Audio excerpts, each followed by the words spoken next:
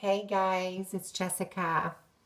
I wanted to do an update because I am almost to the 1 month post-op.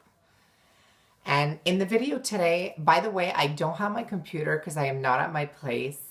So I can't edit my videos so they don't, like I can't cut or I can't put pictures or I can't put anything. So it's basically one long video. But I did want to explain today what you have to do during the first month, because I know that a lot of people, friends, family, people I don't know, whatever, that come to ask me like, oh, you're just relaxing at home and recovering and I hope you're doing better. Are you going to work soon? No, I'm not going to work soon. So I wanted to first tell you guys how I feel. I wanted to also, I brought all my stuff to show you guys the essentials on what to buy for your first months, like first, second, or third, and blah, blah, blah months for your recovery. And the steps that you have to do during the first month, just to show you that you are very busy. It is very hard. Even a month after operation, I would tell you that I'm still in pain. I have a hard time sleeping. It's tight.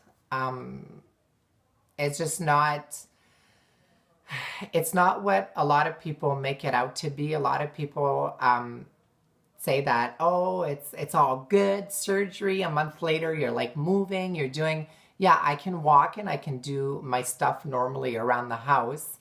But it's not like, I think that a lot of people sugarcoat it, and it is a lot harder than what I thought, to be honest. I don't regret my choices at all. I'm super happy with the surgery. I'm so happy to finally have a vagina and not have the male organ anymore. But it is a lot of work, and not only physically, but mentally it is very hard, and it is normal to go through a bit of a like depression, and that's what I'm going through right now.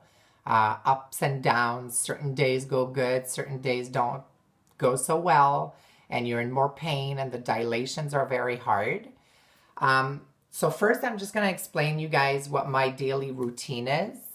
So basically, once you get out of the hospital and you get home, you do have to start your dilation. So I did talk about it in my previous video. You have your dilators. I know that there was 4 dilators before, and they actually ditched the first one. So I actually start at number 2, and you do 10 minutes, 15 minutes. I'm not at the orange one yet, but I am at the orange one in 6 days, and I'm freaking out because I'm looking at it and I'm like, is it gonna fit? How is that possible? But anyway, we'll see when I get there. So the daily routine, basically, when you wake up, you do your first dilation in the morning. So again, your 10 minutes, 15 minutes with your 2 dilators. And then after, you have to have this little thing, and you actually put this product that the hospital gives you, but you do have to buy more. I usually buy the 1,500 ml. They didn't have any more. I had to order, so I have this little one just for the following days. But it's like sterile water or whatever it's called. You can do your own at home. I guess you can boil water, let it cool down, blah, blah, blah. But honestly, you don't have the time. You don't have the energy. So you buy this thing. You fill up your little vaginal douche thing. So after your dilations, you put it in and you squeeze, and it just washes like the interior of your vagina, and it just like leaks out. After you're done doing that, you have to take a shower, properly wash your vagina with non-perfume soap. So I use Dove Clinical non-perfume, whatever it's called. And you just wash your vagina and you take a normal shower.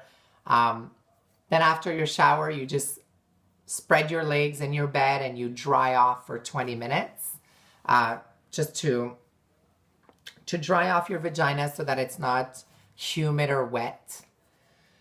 And then your second dilation, you do your dilation again. And then this time you do not do this.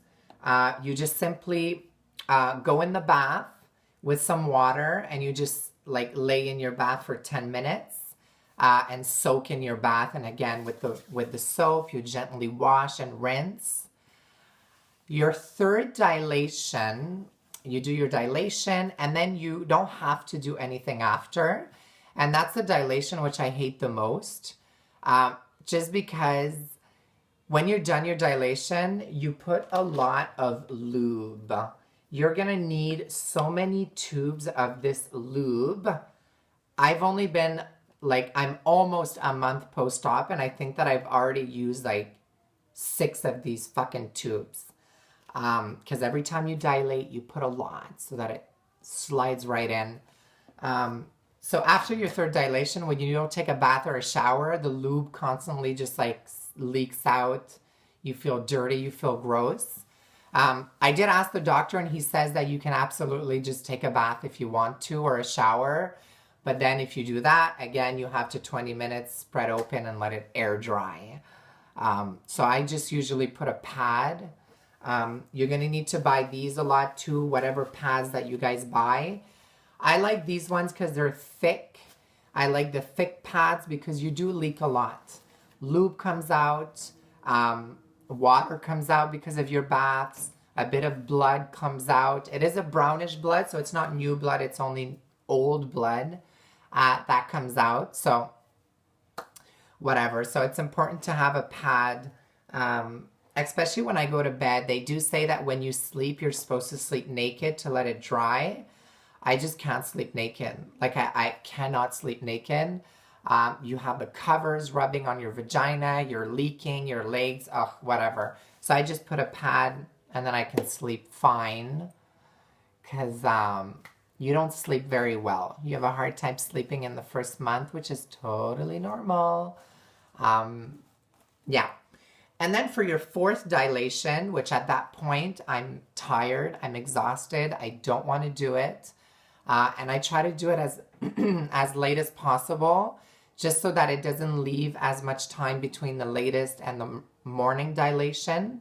Because the morning dilation does hurt because you've been sleeping all night, you haven't dilated for a while, it's tight, not comfortable.